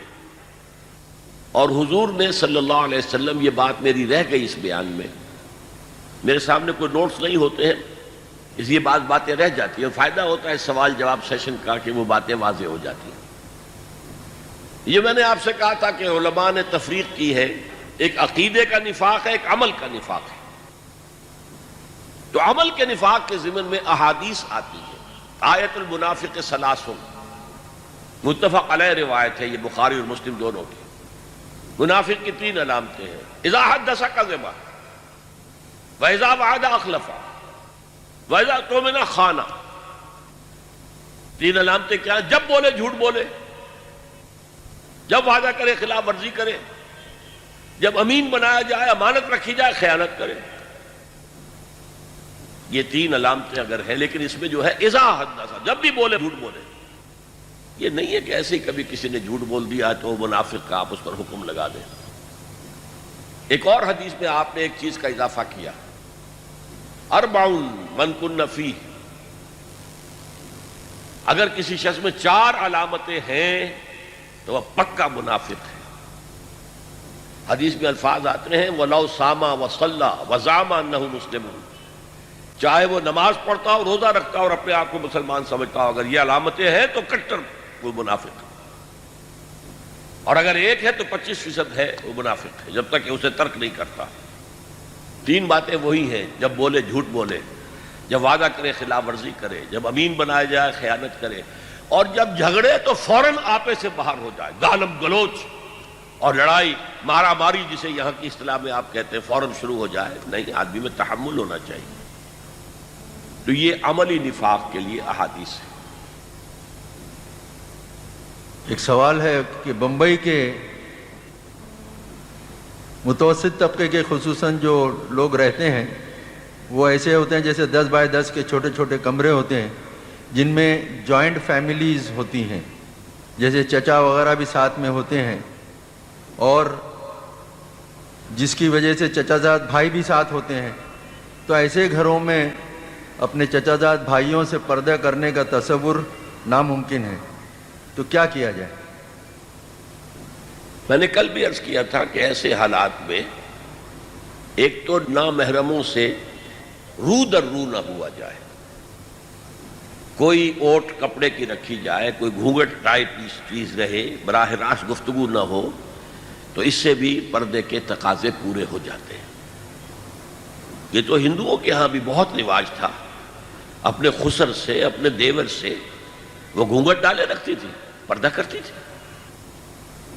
رو در رو ہونا، خام خواہ گفتگو کرنا، بہت ہی ضرورت سے اگر دیور نے کچھ پوچھا ہے تو اس کا جواب دے دینا بہت مختصر، اور اس میں بھی آواز میں لوچ نہ ہو، جیسے قرآن میں آیا وَلَا تَخْضَعْنَ بِالْقَوْلِ، کہ نرمی پیدا نہ کرو اپنی آواز میں، جس سے کہ خام خواہ اگر کسی کے دل میں کوئی خرابی ہے تو اس کے دل میں کوئی آرزو پیدا ہو جائے، امید پیدا ہو جائے کہ ان کا کچھ رجحان میری طرف معلوم ہوتا ہے۔ تو ان ہدایات کے ساتھ یہ جو حالات ایسے ہوں مجبوراً، تو اس کے اندر پردے کی وہ ریسٹرکشنز نہیں ہوں گی جو ایسے گھروں میں جہاں آپ کو کشادگی حاصل ہے۔ اور بہتر یہ ہے کہ علیحدہ علیحدہ گھر ہو، چھوٹے سے چھوٹا گھر ہو لیکن علیحدہ گھر ہو۔ یہ جوائنٹ فیملی سسٹم سوائے اس کے کہ مجبوری ہو، یہ اسلام میں پسندیدہ نہیں ہے۔ جوائنٹ فیملی سسٹم میں ساس اور بہو کی چپقلش چلتی ہے، بھاوج اور نندوں کی چپقلش چلتی ہے، 2 بھائی ہیں ان کی بیویاں ہیں ان کی آپس میں چپقلش چلے گی۔ میرے والد صاحب ایک بات کہا کرتے تھے، گھر اور گور علیحدہ ہی اچھی ہے، جیسے قبر علیحدہ ہوتی ہے ایسے ہی گھر بھی علیحدہ ہی ہونا چاہیے۔ تو اس پہلو سے اسلام جو ہے جوائنٹ فیملی سسٹم کو پسند نہیں کرتا، مجبوری دوسری بات ہے۔ Doctor Obaidullah, he is a dental surgeon, he says friendship is not allowed with munafiqeen. Can we keep the business relationship with munafiqeen? پہلی بات تو یہ ہوگی آپ کو معلوم کیسے ہے کہ وہ منافق ہے؟ میں نے تو کہا کسی شخص کو آپ منافق قرار دے ہی نہیں سکتے۔ بے عمل مسلمان، بد عمل مسلمان، فاسق مسلمان، فاجر مسلمان، لیکن مسلمان ہے وہ، اس کے ساتھ آپ جو بھی حقوق ہیں ایک مسلمان کے مسلمان پر وہ قائم رہیں گے۔ ہم اگر ہندو سے کہتے ہیں کہ تم مورتی کی پوجا مت کرو تو وہ ہم سے کہتے ہیں کہ آپ بھی تو کعبہ کے سامنے جھکتے ہو، اس بات کو تفصیل سے سمجھائیے۔ میں نے سمجھایا تھا اپنے دوسرے لیکچر میں، ہم کعبے کو سجدہ نہیں کرتے، کعبے کو صرف ایک ڈائریکشن مانتے ہیں، کعبے کو کوئی سجدہ نہیں۔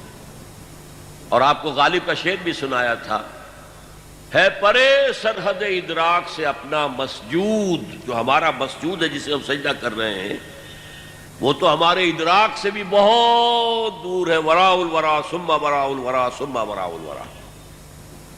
قبلے کو اہل نظر قبلہ نما کہتے ہیں، یہ ایک ڈائریکشن ہے، اور اس کے لیے جیسا کہ میں نے بتایا کہ 2 رکوع تو سالڈ آئے ہیں اسی پر، تو تحویل قبلہ پر، اور 2 رکوع پہلے تمہید باندھ دی گئی، للہ المشرق والمغرب فینما تولوا فثم وجہ اللہ، مشرق اور مغرب، شمال اور جنوب سب اللہ کے، اللہ ہر طرف ہے، جدھر بھی رخ کرو اللہ کا رخ ہے۔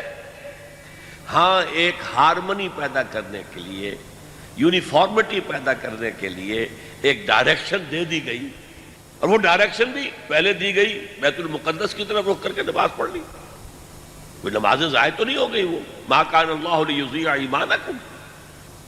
اسی طرح اب حکم ہو گیا قبلے کی طرف، کعبے کی طرف، اس پہ کرو. لیکن کعبہ ہمارا مسجود نہیں ہے، اٹس اونلی اے ڈائریکشن. عبد الوارث اور شفیق احمد صاحب ہیں. آپ کہتے ہیں کہ آپ کی تقریریں ماشاءاللہ ایک دعوت فکر ہے، آپ کی تقریریں ہمارے لیے ایک مشعل راہ ہے، آپ کی باتیں ہمیں عمل اور عبادات کی طرف کھینچتی ہے. کل سے ہماری یہ بزم، ہمارا یہ میدان سنسان ہو جائے گا. کتنا ہی خوب ہو اگر آپ ہمارے لیے ایسے پروگرام بنائیں کہ متواتر ہر 6 مہینے میں یہ محفلیں، یہ انجمنیں مختلف جگہوں پر مختلف ریاستوں میں سجتی رہیں، تاکہ جو ابر یہاں سے اٹھا ہے ہمارے ہندوستان میں مسلسل کہیں نہ کہیں برستا رہے، تاکہ سلسلہ قائم و دائم رہے اور قوم کو استفادہ ہو. آپ کی رائے؟ بہت شکریہ آپ کا، اور میں آپ سے کہوں گا کہ آپ دعا کریں کہ میرے لیے بھی، اب میری عمر کا 73واں برس ہے، اور کب تک میں چلوں گا؟ ظاہر بات ہے کہ اب ویسے بھی بڑھاپا اور عوارض ہے، بلڈ پریشر ہے، ڈائبٹیز ہے، کمر میں کئی جگہ سے ڈسک جو ہے خراب ہے، زیادہ دیر کھڑا تو رہ ہی نہیں سکتا، اور زیادہ دیر بیٹھنے سے بھی اپر جو ہے بیک، اس میں تکلیف ہو جاتی ہے. اور میرے گھٹنے جو ہیں وہ نقلی ہیں، مصنوعی ہیں دونوں گھٹنے، جس کی وجہ سے بیلنس نہیں رہتا ہے. آپ دیکھتے ہوں کہ میرا ہاتھ کوئی پکڑ کر چلتا ہے، ذرا اونچی نیچی جگہ ہو تو گرنے کا اندیشہ ہوتا ہے. تو ان سب عوارض کے ساتھ ابھی تک اللہ نے توفیق دی ہوئی ہے، اور میری بڑی خواہش تھی ہندوستان آنے کی. ڈاکٹر ذاکر صاحب کا دعوت نامہ جب تقریباً 1 سال پہلے پہنچا تھا تو مجھے بہت خوشی ہوئی تھی. وہ تو اصل میں دیر ہوتی چلی گئی. وہاں جو ہمارا ہائی کمیشن ہے آپ کا بھارت کا اسلام آباد میں، اس نے 3-4 مہینے لے لیے، اور جب ملا وہ ویزا تو معلوم ہوا کہ وہ تو موسم بہت خراب ہو چکا ہے، یہاں شدید بارشوں کا موسم، یہاں کیسے ہو سکتے تھے اجتماعات؟ اور ہال کون سا ایسا ہے جس میں یہ سما سکیں گے لوگ؟ تو اس پہلو سے ان کی بات صحیح تھی، اگرچہ مجھے ذرا سا ناگوار گزرا تھا کہ اب میں آنے کو تیار ہوں تو کہہ رہے ہیں اب نہ آؤ. بہرحال وہ بات ان کی صحیح تھی. یہاں آ کر اندازہ ہو گیا ہے شدید گرمی بھی نہیں ہے، شدید سردی بھی نہیں ہے. گرمی کچھ محسوس ہوتی ہے مجھے شام کے وقت تقریر کی وجہ سے بھی. بہرحال اللہ کو منظور ہوگا تو میں تو چاہوں گا. میں محسوس کرتا ہوں کہ ہندوستان میرا گھر ہے. میری اصل مٹی ضلع مظفر نگر کی ہے، یو پی کی. اس کا ایک قصبہ حسین پور، وہاں میرے پردادا حافظ نور اللہ اس گاؤں یا بستی کے یا قصبے کے رئیس تھے. 1857 کی جنگ آزادی میں ان کی ساری جائیداد ضبط ہو گئی، تو انہوں نے نقل مکانی کی، دریائے جمنا کراس کیا اور ضلع حصار میں جا کر سرکاری ملازمت شروع کی. 90 برس ہم وہاں رہے ہیں. اس کے بعد 1947 میں ہمیں نکلنے پر مجبور کیا گیا ہے. در حقیقت it was forced evacuation. تو ہم نے دریائے ستلج کراس کیا، پاکستان چلے گئے. تو ہمارے لیے تو وہ ہے ہر ملک ملک ماست کے ملک خدا ماست. مسلمان کا نظریہ تو آفاقی ہونا چاہیے. یہ وطن تو ہماری ایک جیسے نسل ہے، رنگ ہے اور ناک نقشہ ہے، یہ بھی صرف تعارف کے لیے ہے. اسی طریقے سے ملک جس میں ہم رہتے ہیں ایک تعارف ہے، باقی تو اصل اللہ کی زمین ہے ساری. اور اللہ کی اس زمین کے ہمیں آفاقی شہری بن جانا چاہیے. ایک سوال ہے کسی خاتون کا، وہ کہتی ہیں کہ مولانا یہ سوال ہم ہمارے لیے کر رہے ہیں اور سب عورتوں کے لیے بہت ضروری ہے. آپ کا بیان سننے کے بعد یہ سوال دل میں آ رہا ہے، ہم جب دین کی اللہ کی مجلس میں ہوتے ہیں تو ایک الگ کیفیت ہوتی ہے، اور جب شادی یا دوسری تقریب میں جاتے ہیں تو میک اپ کرنا، پردہ نہ کرنا، برقع اتار دینا، اچھے کپڑے پہن کر شادی میں گھومنا، کیا اس طرح ہمارے منافقین میں شامل ہو جانے کی علامت ہے؟ آپ کے ضعف ایمان کی علامت تو یہ یقیناً ہے. نفاق کا تو میں نے کہا کہ میں کسی پہ حکم نہیں لگاتا، لیکن ایمان کی کمزوری ہے. آپ کو ہر حال میں جو بھی اسلام کے احکام ہیں ان پر عمل کرنا چاہیے، اور ایسی مجلسوں میں جانے سے احتراز کرنا چاہیے جہاں مخلوط قسم کی میٹنگز ہوں اور عورتیں جو ہے اپنے بناؤ سنگھار کے ساتھ وہاں آئی ہوں، اعلیٰ سے اعلیٰ کپڑے پہن کر اور بناؤ سنگھار کر کے، اور مردوں کے ساتھ ان کا خلا ملاؤ، وہاں تو جانا ہی نہیں چاہیے، آپ کو قطر نہیں جانا چاہیے. آپ کے ایمان کو اتنا مضبوط ہونا چاہیے کہ آپ رک جائیں اور کہتے ہیں ان سے ہمارا کوئی جھگڑا نہیں ہے آپ سے، لیکن ہم اس طرح کی مجلسوں میں شریک نہیں ہو سکتے، بس. سفیان ایک طالب علم ہیں. I have all the 4 qualities of a munafiq. I always try to become a good Muslim, but I always fail. Will my tawbah be accepted, and what should I do to become a good Muslim and stop telling lies? دیکھیے نفاق کا ضد کیا ہے، antonym کیا ہے؟ ایمان. ایک ہے کفر کے مقابلے میں ایمان، ایک ہے نفاق کے مقابلے میں ایمان. دونوں حالتوں میں آپ کو اپنے ایمان کو اسٹرینگتھن کرنا ہوگا، اور وہ قرآن مجید کے ذریعے سے ہے. جیسے جیسے ایمان اسٹرینگتھن ہوگا and it sinks deeper and deeper, deeper and deeper into your heart, and then you know everything pertaining to nifaq will disappear. عنایت کریم صاحب کہتے ہیں کہ if we know that the following person is a munafiq through their activities, then what type of protection should be taken from those persons? After knowing that they are munafiq, should we talk with them? And if they are in our relatives, should we stop our relationship with them? Please explain. میرا ایک جواب بار بار آپ کے سامنے آ رہا ہے کہ آپ کسی کو منافق قرار نہیں دے سکتے. آپ کہیں گے بے عمل مسلمان، بد عمل مسلمان، فاسق مسلمان، فاجر مسلمان، اور اس کے سامنے آپ کو دعوت دینی ہے. تعلقات منقطع کرنے کا کیا مطلب ہے؟ البتہ یہ کہ ان کی غلط حرکتوں میں آپ شریک نہ ہو، غلط قسم کی محفلوں میں شریک نہ ہو، غلط قسم کی ایکٹیویٹیز میں شامل نہ ہو، لیکن ان سے تعلق منقطع کرنا صحیح نہیں ہے. پھر دعوت آپ کیسے دیں گے؟ 2 طالب علم ہیں کاشف اور انس، انہوں نے اپنے تاثرات بیان کیے ہیں. میں ضروری سمجھتا ہوں کہ وہ آپ تمام کے سامنے رکھوں. It has been a great privilege for you to be here with us for 10 days. We really grasped many things from you. Today it is really, we are feeling sad that 10 days have passed so soon. Today it is the last day, so I request you to please give some of your advice for today's young Muslim generation, and give some of your opinion for best of best careers which would include both deen and dunya. For this we really thank Dr. Israr Ahmad and Islamic Research Foundation for this grand event. May Allah give us hidayah to follow on Quran and Sunnah. Ameen. بہت شکریہ. ویسے اب کسی اور نصیحت کی کوئی ضرورت نہیں ہے. 10 دن سے میں اپنے مشورے، اپنی گزارشات، اپنی نصیحتیں، اپنی وضاحتیں آپ حضرات کی خدمت میں پیش کر رہا ہوں جتنا بھی میرے لیے ممکن ہو سکا ہے. اللہ تعالیٰ آپ کو ان سے استفادہ کرنے کی توفیق عطا فرمائے. شیخ شبنم ایک طالبہ ہیں، یہ کہتی ہیں کہ کیا ہمیں غیر مسلم لوگوں سے رابطہ رکھنا چاہیے؟ غیر مسلموں سے رابطہ رکھنے میں کوئی حرج نہیں ہے، لیکن آپ لڑکی ہیں، آپ کا رابطہ غیر مسلم خواتین سے یا لڑکیوں سے ہونا چاہیے، غیر مسلم مردوں سے نہیں. اسلام کے جو احکام ہیں، سیگریگیشن آف سیکسز اینڈ ستر اینڈ حجاب، وہ آپ کو آبزرو کرنے چاہیے. پھر آپ غیر مسلموں کے ساتھ تعلقات رکھیں، ان کے ساتھ دوستی میں بھی کوئی حرج نہیں ہے. اگر کوئی غیر مسلم ہاسٹائل نہیں ہے اسلام کے لیے اور اسلام کے خلاف وہ کوئی زور نہیں لگا رہا ہے، تو آپ ان سے دوستی بھی رکھ سکتے ہیں، اس میں کوئی حرج نہیں. 2 خواتین ہیں منیرہ اور عشرت، یہ کہتی ہیں کہ ایک مسلم بیک وقت مومن اور منافق ہو سکتا ہے؟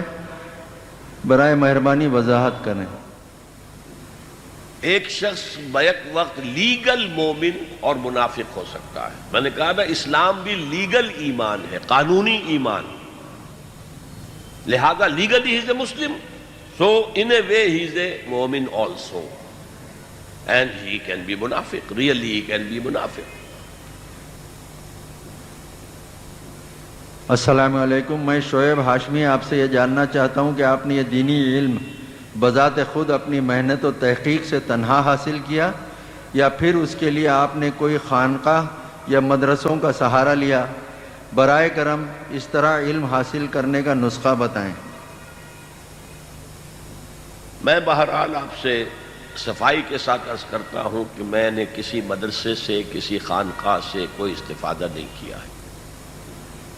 میں تو بلکہ یہ کہتا ہوں کہ مجھے تو زبردستی اللہ نے کھینچ لیا ہے اس کام کے لیے، قرآن نے مجھے پوزیس کر لیا۔ میں یہ نہیں کہتا کہ میں نے خود یہ کام اپنی آزاد مرضی سے شروع کیا ہے، مجھے قرآن نے پوزیس کیا ہے، اور پھر اس کا مطالعہ، اس کے لیے درس کی تیاری، اس کے لیے عربی لغت کی بحث، اس کے لیے تفاسیر کو دیکھنا، اردو کی تفاسیر بھی، عربی کی تفاسیر بھی، اس سے میرا علم جو ہے وہ بڑھتا چلا گیا۔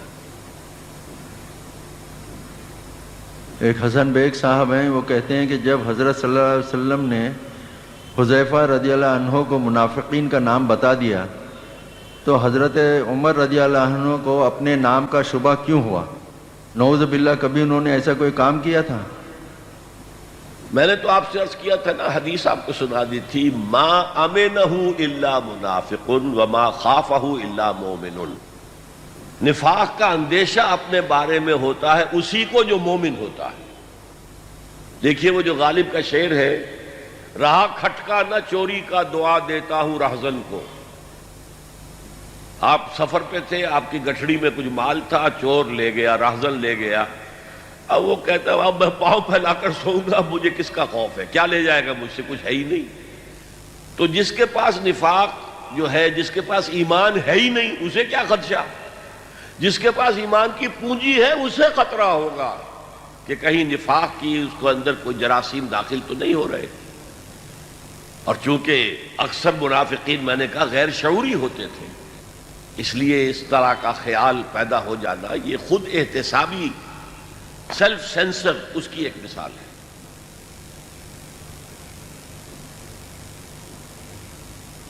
ایک عرفان صاحب ہیں کہ وہ کہتے ہیں کہ قرآن کے علاوہ کسی اور کتاب سے تبلیغ کر سکتے ہیں یا نہیں؟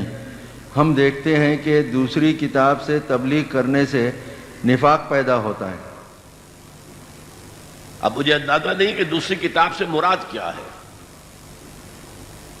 ویسے تو یہ ہے کہ اگر علماء نے، مفسرین نے کوئی کتابیں لکھی ہیں بعض صورتوں کی وضاحت کے لیے، مولانا مناظر احسن گیلانی رحمۃ اللہ علیہ نے سورہ کہف کے بارے میں پوری کتاب لکھی ہے، اور جیسے کہ مولانا ابوالکلام آزاد نے سورہ فاتحہ کی 200-250 صفحے میں تفسیر لکھی ہے، تو یہ کتابیں جو ہیں، یہ تفاسیر، یہ مضامین پڑھنے کو اگر دیں گے تو یہ بھی ایک ذریعہ ہے۔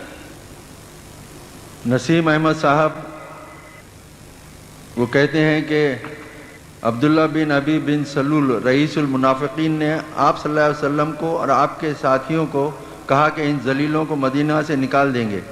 منافقوں نے آپ صلی اللہ علیہ وسلم پر حملہ بھی کیا اور غزوہ احد میں رئیس المنافقین کے ساتھ 300 منافقین پیچھے ہٹ گئے، جنگ میں شریک نہ ہوئے، پھر بھی آپ صلی اللہ علیہ وسلم نے ان منافقین کو سزا نہ دی۔ آخر اس میں کیا مصلحت تھی؟ یہ بہت گہرا سوال ہے، اور اس کو اچھی طرح سمجھ لیجئے کہ مدینہ کی سوسائٹی بیسیکلی ٹرائبل تھی، اور ٹرائبل سوسائٹیز میں یہ جو قبائلی عصبیتیں ہوتی ہیں وہ ختم ہوتے ہوتے بھی کچھ نہ کچھ رہ جاتی ہیں۔ اور دوسری طرف یہ کہ حضور کو مدینہ منورہ میں ایک اقتدار تو حاصل ہو گیا تھا، لیکن جسے آج کل کی ہم کہتے ہیں ریاست، جو پورا کنٹرول کرتی ہے، وہ ریاست قائم ہوئی ہے فتح مکہ کے بعد۔ اس لیے کہ چاہے کوئی فارمل دارالخلافہ وہاں نہیں تھا، لیکن عرب کا دارالخلافہ مانن انداز میں، معنوی طور پر مکہ تھا۔ جب تک وہ فتح نہیں ہوا، اسلامی ریاست نہیں، اسلامی حکومت تو قائم ہو گئی تھی، لہذا وہ ساری چیزیں وہاں پر انفورس ابھی نہیں کی جا سکتی تھی۔ اندیشہ تھا کہ کوئی قبائلی جو ہے عصبیت بھڑک نہ اٹھے، اوس اور خزرج کے لوگ ہیں، وہ اپنے کسی سردار کے بارے میں اگر کوئی ایکشن لیا جائے تو اس کے اوپر مشتعل ہو جائے۔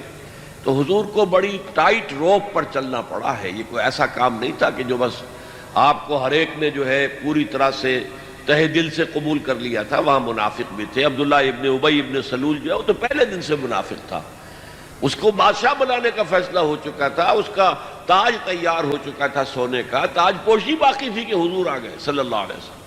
تب اس کے دل میں تو بڑی جلن تھی پہلے دن سے۔ پھر وہ انتظار میں بھی رہا، غزوہ بدر تک ایمان نہیں لایا۔ غزوہ بدر میں جب دیکھا اس نے یہ تو اس قدر 313 نہتے جو ہے 1000 کی جو نفری تھی اس پر فاتح ہو گئے، 70 ان کے لوگ مارے گئے، مکے کے بڑے بڑے سردار سارے کھیت رہے میدان کے اندر، اور 70 ان کے قیدی آ گئے مسلمانوں کے ہاتھ، تب پھر اس نے اسلام قبول کیا۔ لیکن وہ منافقانہ تھا فرام دی ویری بگننگ، اور وہ جانتا تھا کہ میں منافق ہوں، اس کا نفاق جو ہے وہ غیر شعوری نہیں تھا۔